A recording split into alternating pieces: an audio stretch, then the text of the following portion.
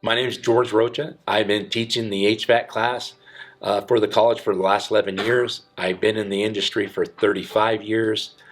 So I've been around and I totally enjoy teaching this, and everything you see in here we've developed for the class, and we've had a pretty good success rate. The vision of the program is to educate as many people as we can for a really high demanding technical job that has great resources both in needs of employees and in your need as wages for what you can earn. The potentials are great. The work environment's great. You can go anywhere you want in the country and work, and you can work in many different fields. It's just no longer a residential HVAC technician anymore. You can work anywhere. There's a lot of avenues in which you can take this career.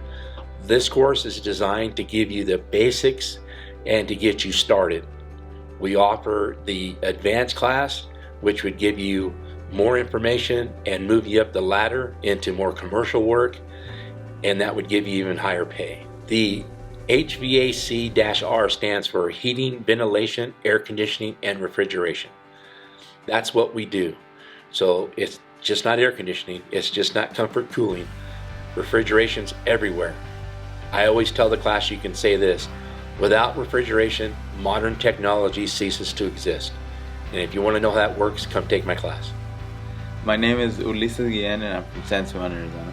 This program is really easy to understand because George does a really good job of teaching it, and I plan on just working in the industry here in Safford.